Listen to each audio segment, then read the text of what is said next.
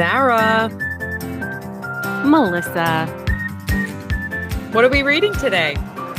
Crying in H Mart by Michelle Zauner.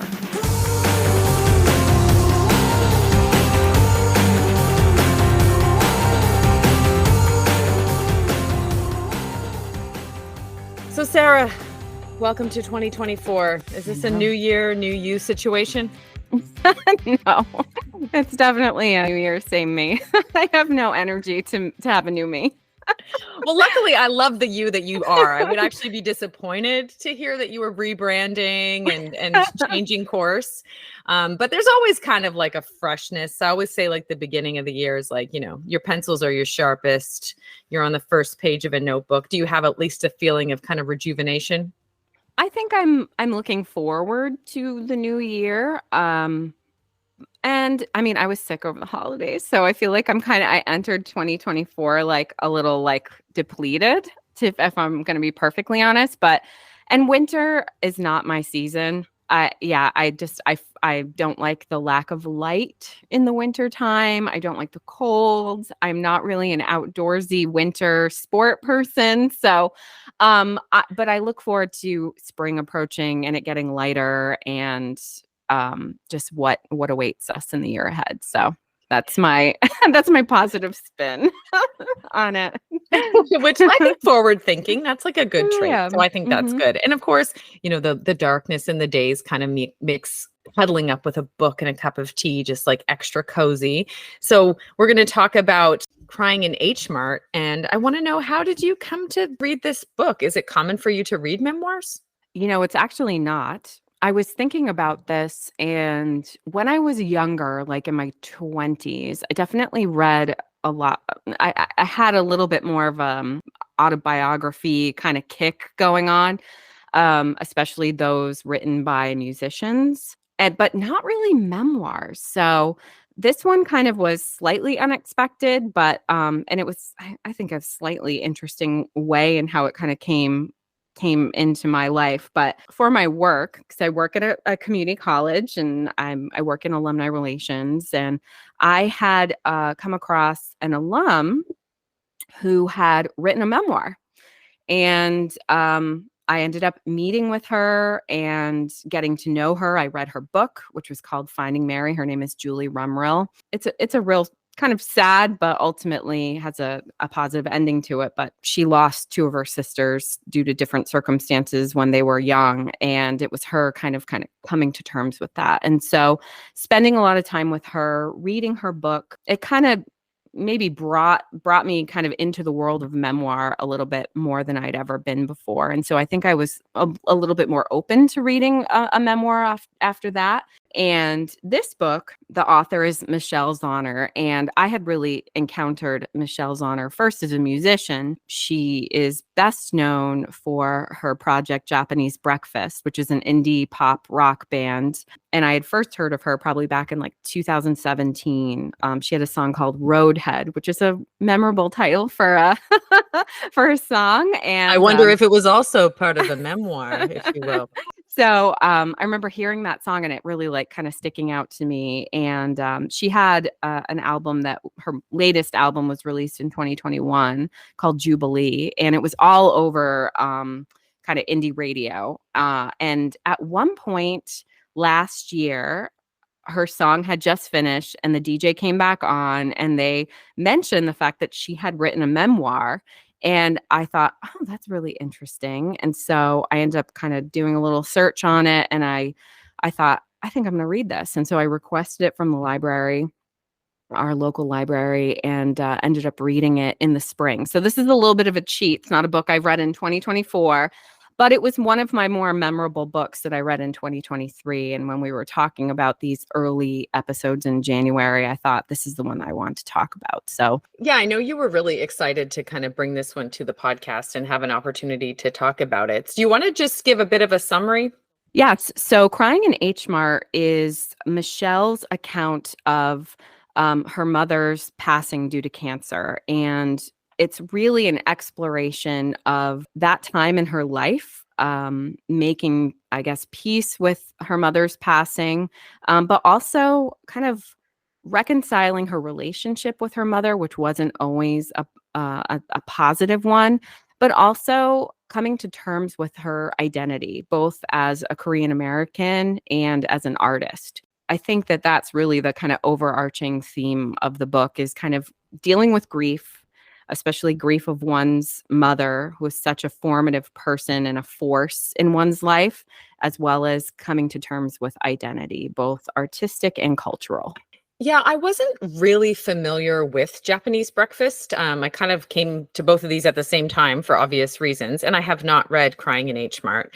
But I was curious if you could see any contact points between her music and the book. Like, could you tell it was the same voice, or was there any echoes of the same voice in both the music and the book? I think that there is a point of contact between her writing as an author, and her writing as a musical artist. She has a way of, I think, kind of almost like painting a picture with her words. So food is a huge part. I mean, Crying in H Mart, it's even in the title. H Mart is an Asian supermarket chain that's throughout North America, but especially the United States.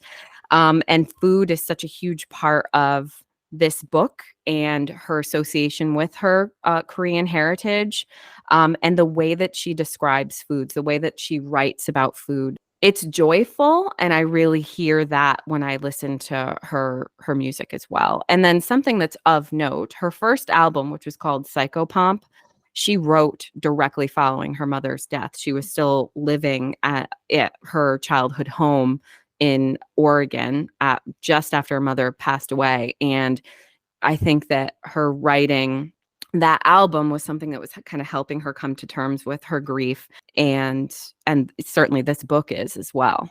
Can you help me understand a little bit how she conveys this message through food? I'm a bit of a foodie, and Mm. as you know, I've spent a great deal of time. Well, I've spent a reasonable amount of time in Korea, and I love Korean food. I suspect if I read this, I would just be like craving Korean food the entire time.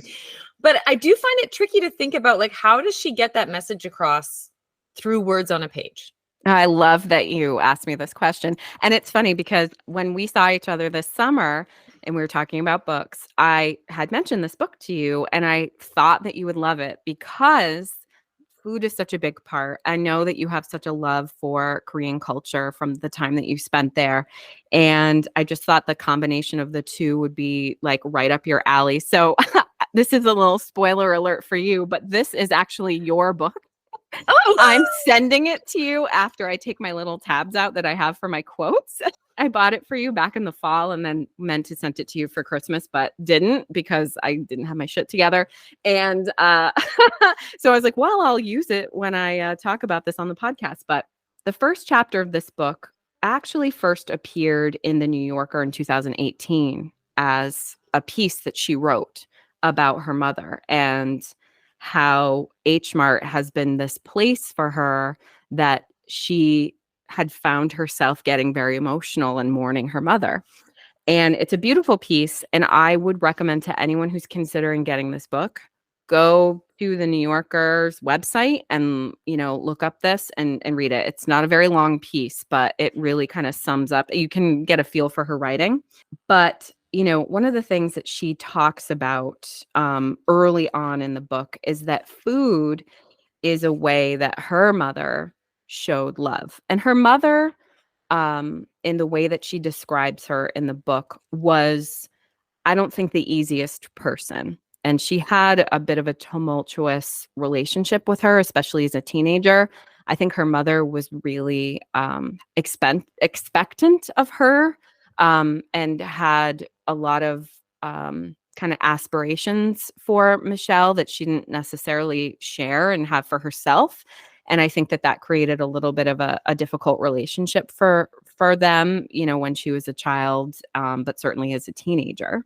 But one of the things I'm going to read a quote from early on the book that she says about her mother that's a positive thing. She's listing details about her mother's relationship with food. And she says, She ate spicy pickled peppers with pizza. At Mexican restaurants, she ordered finely chopped jalapenos on the side. She ordered dressing on the side. She hated cilantro, avocados, and bell peppers. She was allergic to celery. She rarely ate sweets, with the exception of the occasional pint of strawberry Haagen-Dazs, a bag of tangerine jelly beans, one or two seized chocolate truffles around Christmas time, and a blueberry cheesecake on her birthday. She rarely snacked or took breakfast. She had a salty hand.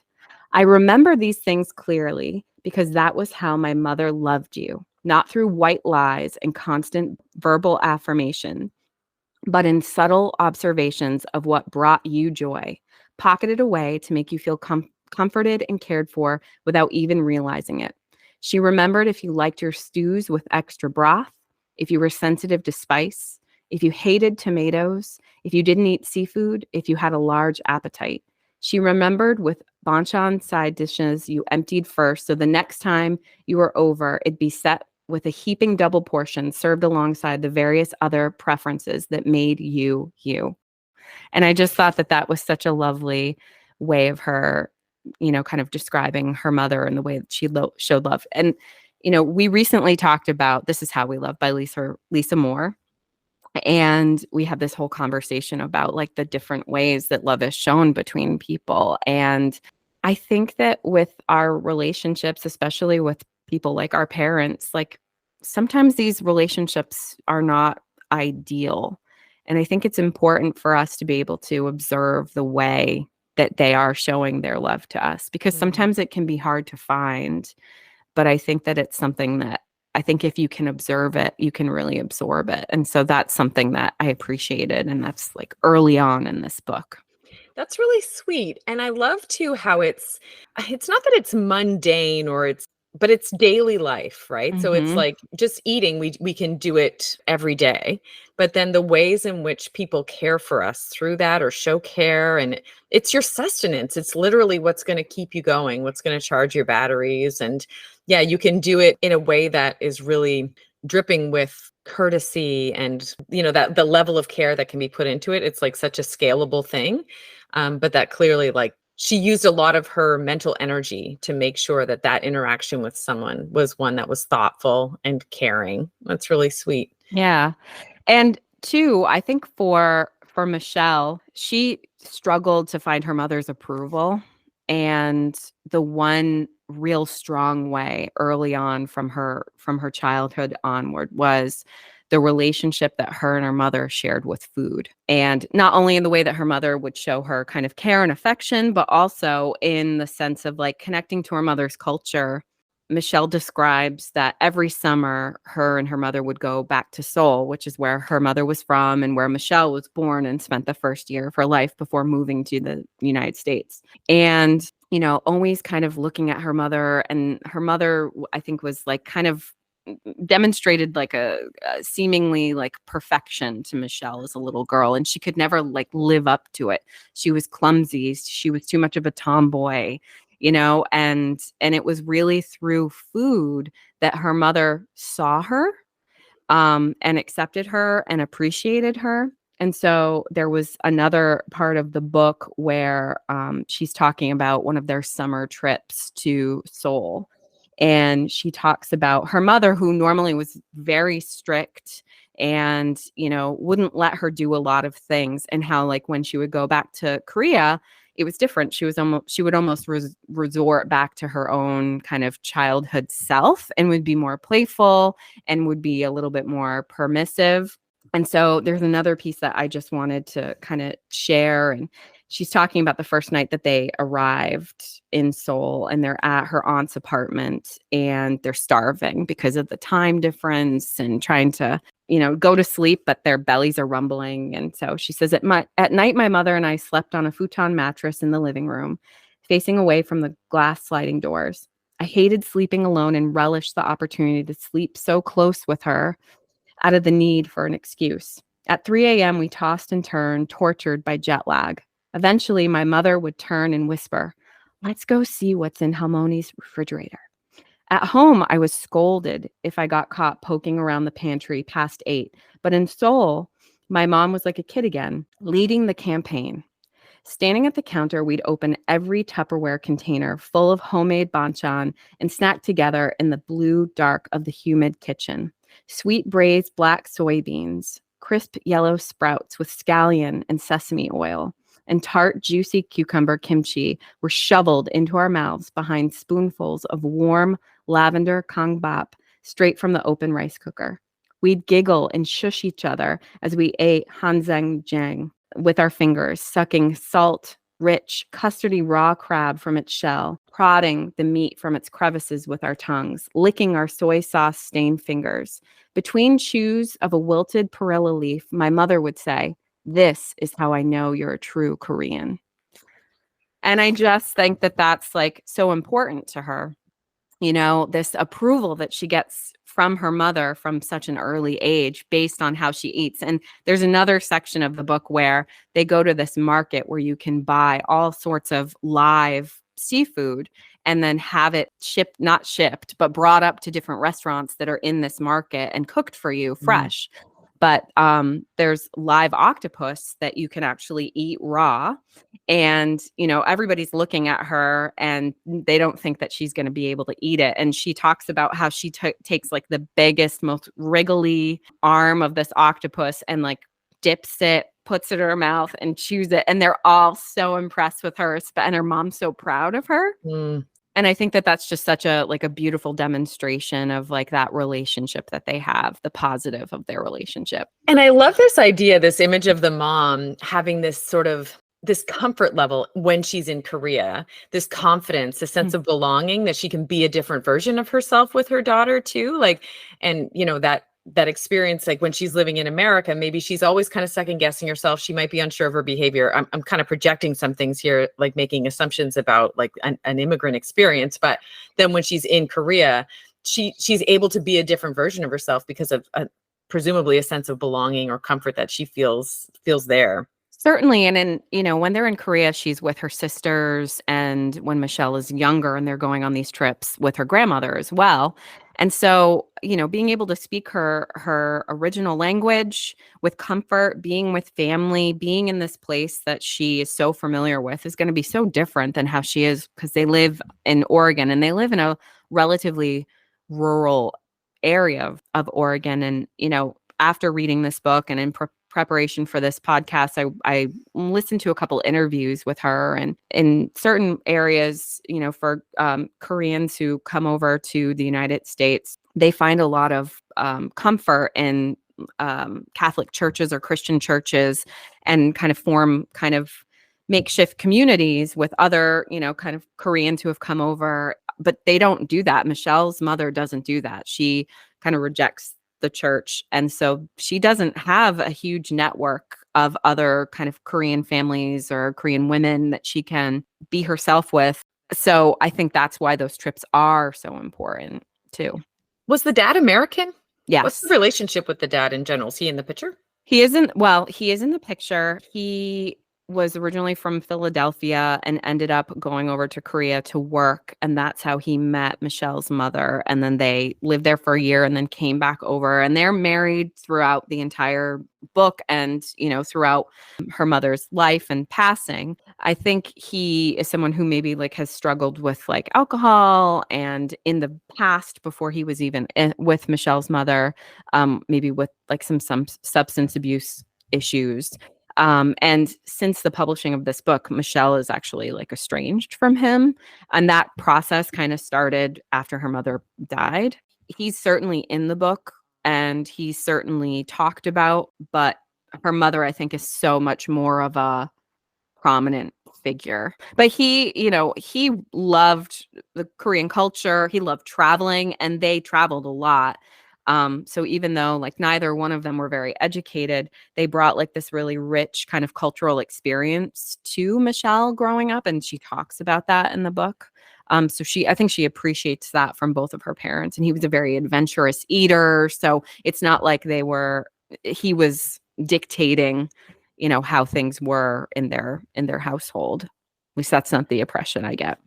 I love that too, like, because she's clearly of mixed heritage too. But then when she's in Korea and she sees this version of her mom who's, really really delighting in being able to share the Korean culture with her daughter, that she also is like, no, I'm going to eat that. I'm going to show them that I am Korean, like just to really want to display her belonging in that culture too, which would be difficult for her. Like I really like that image. Yeah, and I think it's something she wants to prove too, because it's funny, like, I think that in both places she feels somewhat othered. Like, I think when she's in the United States, essentially, she's not around other Korean or Asian American people when she's in Oregon, but then when she goes to Seoul, she doesn't look fully Korean. Like, there's a whole chapter where there's commentary about her eyelids and how her eyelids are not Korean eyelids, and she's othered by Koreans when she's in Korea, but she's also othered by the people who are around her in her community in the United States too. There's a section where she talks about being in school and someone asking her, like, are you Chinese? And she says no. And they say, are you Japanese? And she says, I shook my head. Well, what are you then? And she says, I wanted to inform her that there were more than 2 countries that made up the Asian continent, but I was too confounded to answer. There was something in my face that other people deciphered as a thing displaced from its origin, like I was some kind of alien or exotic fruit. What are you then? Was the last thing I wanted to be asked at 12, because it established that I stuck out, that I was unrecognizable, that I didn't belong. Until then, I'd always been proud of being half Korean, but suddenly I'd feared it'd become my defining feature, so I began to efface it, which is sad. But I think such a reality Mhm. for so many people who, are kind of between two cultures, and something that she, kind of goes back and forth with. I think she ultimately, as the book goes on, and as she becomes more confident in herself as a teenager and then an adult, I think it's something that she once again reclaims and is proud of. And I bet that this book, for those reasons, means a lot to people. Like I'm sure there are a lot of people with similar backgrounds who really appreciate being able to kind of dip into this book and see similar experiences and feel some kind of kinship in that way too. And which is interesting because you've talked so much about community, right? That her mom didn't necessarily like start to interact with like a religious community or church community, that sort of thing. And so then obviously she passes away. And people rely on community to get them through their grief, right? Like sharing memories and kind of building closure through like the memories, knowing that their parent or their loved one is going to live on through the impact that they've had on multiple people.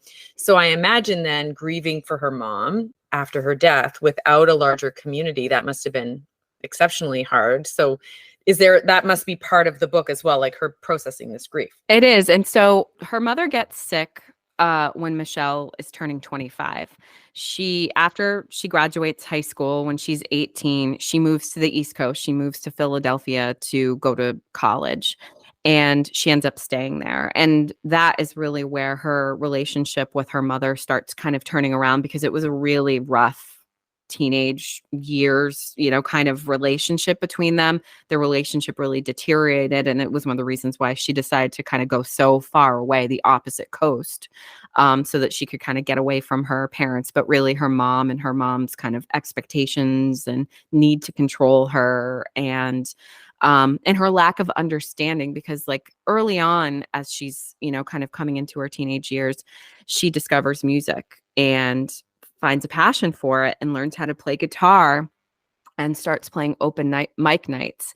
And her mom really rejects it. At one point, she invites her parents to see her play an open mic night. And she asks, her mom, like, okay, like, what do you think? And her mom was like, yeah, yeah. And then the next day they're out to lunch, and she was like, I think I want to start recording. And her mother is just like, I'm just waiting for you to give this up, is what her mother says. And that's really what kind of like, I think, is like the straw that breaks the camel's back and really creates like a huge fissure between the two of them. And so she graduates from college. She's kind of like, she's working, she's playing in bands, she's figuring it out, she's living her own life.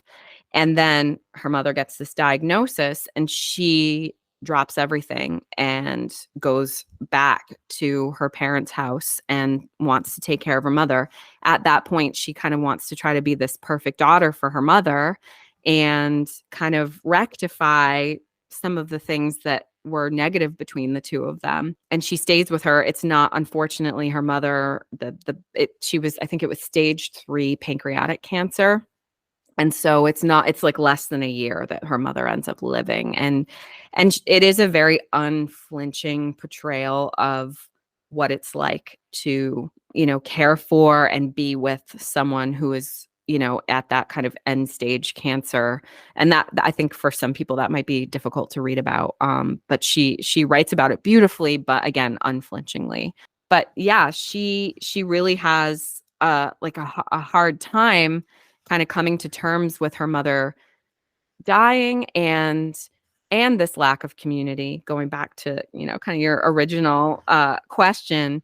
And here's the thing. So, she has extended family that lives in Korea. She actually only has one aunt because the year before her other aunt had died of a different cancer, colon cancer. So, and her grandmother had died when she was a teenager. So she just has this one aunt. And she never learned how to speak Korean. She said she basically has like the vocabulary and the ability to speak of like a 3-year-old. Whenever she would go to Seoul, her mother acted as a translator, and she doesn't have that anymore. And then not only that, because she was only 25 and she hadn't lived at home since she was 18, she never learned how to do a lot of things, to cook the foods that her mother would prepare. So she, as her mother is leaving, like a really big preoccupation of hers is, I'm losing this part of my identity. With her passing, am I even Korean anymore? Because she was the conduit to it all. I don't have the ability to speak. I don't know how to cook anything. Like what part of me that was in her and a part of her is still existing. And so part of her coping is to reclaim that part of herself. And so she makes it her mission to learn how to cook. She ends up following like a YouTuber who teaches her how to cook all of these kind of staple Korean dishes. And she has this really beautiful passage about kimchi.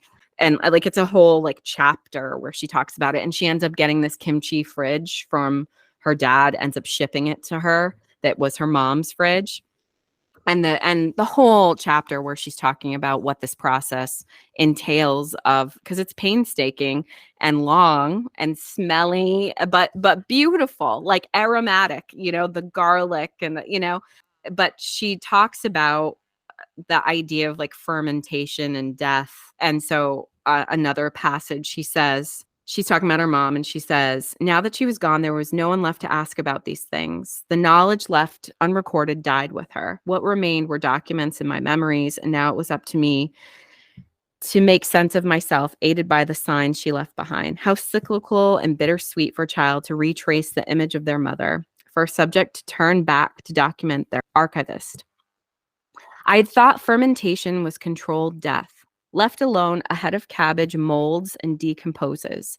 It becomes rotten, inedible. But when brined and stored, the course of its decay is altered. Sugars are broken down to produce lactic acid, which protects it from spoiling. Carbon dioxide is released, and the brine acidifies. It ages, its color and texture transmute. Its flavor becomes tartar, more pungent. It exists in time and transforms. So it is not quite controlled death, because it enjoys a new life altogether. The memories I had stored, I could not let fester, could not let trauma infiltrate and spread to spoil and render them useless. They were moments to be tended.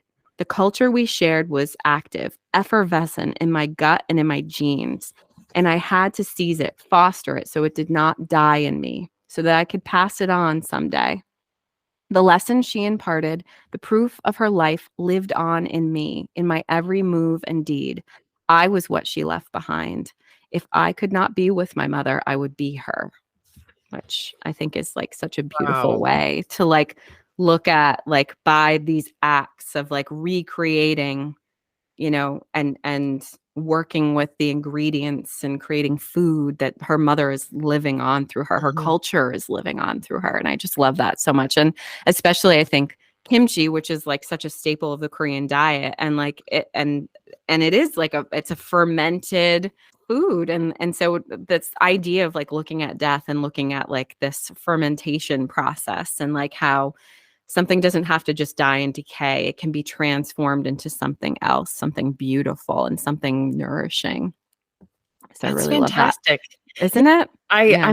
I'm really kind of trying to process it all, and yeah, and it's hard to fully like comprehend that the relationship that Korean people have to kimchi. Like there's nothing, they see it as just essential, and it's Mhm. and medicinal, like just the how good it is for you, and it's such a big part of a meal. Like if it's not there, it's something is missing.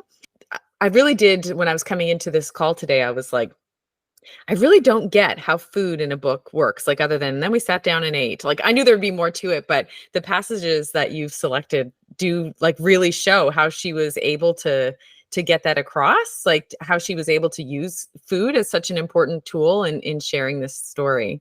And honestly, like that's just like scratching the surface. Like this book is so full of descriptions of food, and I love the way that she describes food. Like I don't have a lot of, I don't have a real relationship to Korean food, but like the way that she just, it's just such a joyful like description of and of what these foods are, and like even the way that she describes how they would eat something. Like there's just so much life in all of it. And in a book kind of about death and grief, I think food as a counterpoint. Do you know what I mean? And like the how food nourishes and how food is ultimately like it's how some people show love. It's how we communicate with one another. We communicate over food. The way that food is used in this book is just it's just it's a lovely contrast to the idea of like the sadness of grief.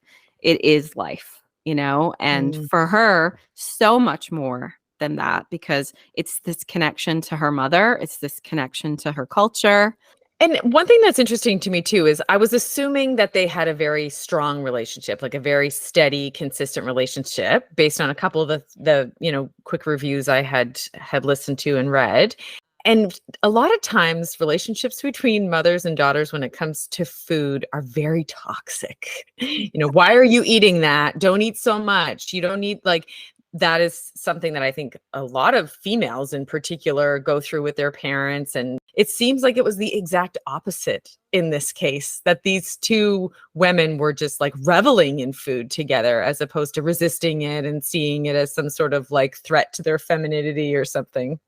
And she did, I mean, her mom, she does say like her mom was very like judgmental and, very nitpicky about other things, but food was not that for her. Like she would never make her eat something that she didn't want to eat. She would never, if anything, I think she would like say like, oh, don't put too much of that on that. It's going to make it too salty. Like it's more like you want to, like you want to enjoy the enhanced flavors of whatever this is. Like she wanted her daughter to take joy in food, and that's something that really comes through, but it's like the one thing that she didn't pass judgment on or show kind of a sense of like control over. So, and that Mm. is kind of a rarity. But I mean, they did, I listened to or watched an interview that she did with, I think it's like WEZ Chicago, called An Evening with Michelle Zauner. You can see it on YouTube. But and the interviewer is also Korean American. So like they have some like really lovely conversations about like what that means for both of them, and like the idea of like what did you inherit from your mother? And they have like a really good laugh about like Michelle says something like, I inherited like this idea of like revenge. Revenge is fuel, which is like I think is kind of funny. And but she says that her relationship with her was tumultuous, but they were devoted to one another, which I think is like a really Mm. interesting kind of dichotomy. And I think that one that is often like true between mothers and daughters, like they can be prickly, sticky relationships, the mother-daughter relationship. I think that that can be true for so many people out there. You're pulling away from each other and you have nothing in common, but then you're also kind of like devoted at the Mhm. same time, which I find really interesting. But Which I don't know if I can properly express this, but it was something that was coming to mind when in the very first passage that you shared about how she would serve people exactly what they wanted because she had painstakingly, no, maybe not painstakingly, maybe it was effortless and maybe it was enjoyable for her to sort of determine what would compose a meal that a person would really love, and the ways we show love through food. And at the end of the day, it's like, even if someone doesn't necessarily have all of the same interests as you, or your interactions with them are strained, if they care for you, if they make sure that you are fed, if they make sure that you are warm, that also kind of is a way of strengthening a relationship, or ensuring that that love is shared, even if it's not, by literally saying I love you. I know my grandmother used to say no one ever told us they loved us. Like, that this Mm. is sort of like something of our, millennial generation, that we're just going around, declaring our love for people verbally, but that wasn't part. So I mean, it's obviously very much part of, like, probably Western culture, let alone like in these particular times, but that people were just more relying on, well, if I'm caring for you, if I'm making sure that you're satisfied and satiated and content and able to continue living, like, why do I also need to be like, and I love you, in case you haven't And noticed. you're so wonderful. And yeah. Yeah, I mean, I always think about like love languages, and I think it's like the acts of service love language, you know? I think that for some people that's what they're comfortable with. That's the best way. It's by paying attention and trying to do something that they know is going to be good for you or going to help you in some way. And we share like having family from Newfoundland, and in that time, like it was a really rough and harsh place to live in, and there was a lot of like infant and child mortality, and like you could see that as like kind of a protective measure. Like, I can't be, telling you I love you, if I'm going to lose you, but I Mhm. can show you by making sure that you're as safe and comfortable as possible, or if not comfortable, at least cared for. Yeah, there's a lot of hard women who come to mind, that if you said like, "Well, don't you love me, Nan?" I'd be like, "You knows I loves you. I just made you your dinner." Like, it would be sort of this like, "Why are you questioning me on this? Like, this is not worth the conversation." But It reminds me oddly of like Mad Men, and like there was a conversation between Peggy and Don Draper, and she's like, "You never say thank you," and he's like, "That's what the money is for."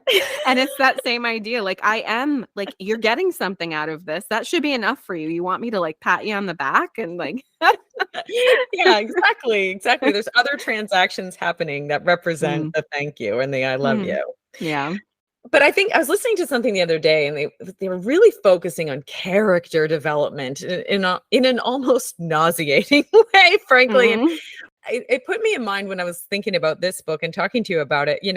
What about the author development? What about the reader development? So do you think that, like, Michelle Zauner, having written this book and gone through this process, is she a different version of herself at the end? Has she developed through her grief as a human? And then, possibly as a reader, do you feel differently about grief, parent relationships?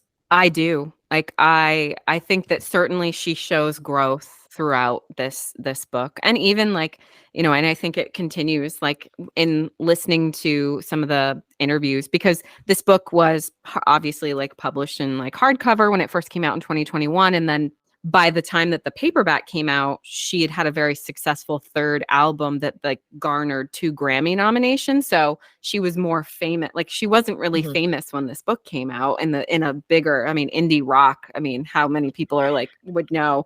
I'm They sure don't there's even lots of, want to be yeah, famous. like true, very true. But yeah, so and you can hear it in how she talks, and even like the title of her album. Like, I think her first 2 albums that she wrote, very much she's still processing this grief and it's still a little bit raw.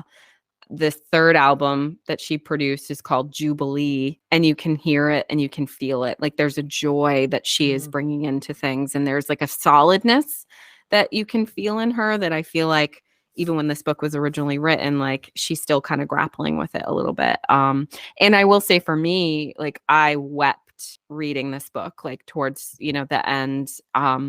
One of the things that she said, I think in multiple interviews, is like one of the things that makes her happiest is if somebody's read this book and they call their mom, Oh, that's sweet. which I think is really beautiful. Yeah. Yeah, I also like when you talked earlier about her like feeling obligated to learn how to to cook these dishes, like to sort of keep that part of her alive, but then therefore keep that part of her mother alive, right? And with that kimchi analogy, which is so lovely. And there is a certain sense of duty that I feel sometimes about being a daughter. And I don't mean that in like in an obligatory sense, but I sometimes feel like a duty, like to do good because I was done good by. So like I should do good by others. And I always do have this moment, like it's usually like kind of like first aid type moments when one of the kids will like cut themselves or they'll have some like gross rash or something. And I'll just be like, oh, you need calamine lotion or like you need, this and this. And that they're always like, what? Where did that come from? Like, because I'm not a medical person at all. And I'm always like, oh, Nana, like it's just those sort of like very care oriented, like we got to keep you from being hurt. We have to keep you from being like in harm's way. That I'm like, oh, that's when I feel like I'm serving that duty. I'm fulfilling that duty of being a good daughter kind of thing, or trying to be a good daughter, she said with a question mark. So I do think I should ask you the question. Is Crying in H Mart by Michelle Zauner a could read, a should read, or a must read?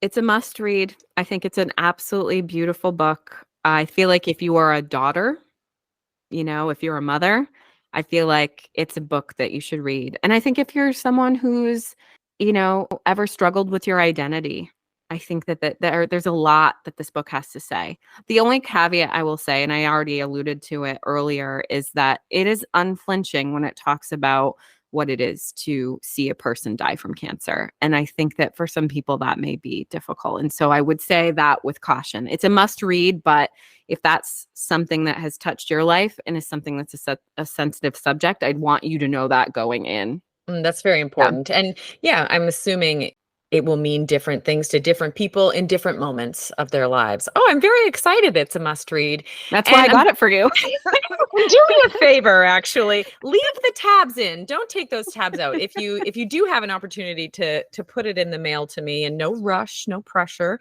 But I want you to leave the tabs. I want to sort of see your fingerprints on it. I even have like little notes on the tabs that like H Mart, kimchi, food is love. Food is Love Part 2. Awesome. See, that'll be like, it'll be like you're with me reading it. So I really appreciate that. Sarah, thank you so much for this chat. I really absolutely loved hearing about it. I absolutely loved chatting with you today. And thank you for sharing Michelle Zauner's Crying in H Mart for our very first episode of season 1. And I can't wait until the next episode when we get to talk about your book. I better go finish reading it. Okay. Bye. Bye.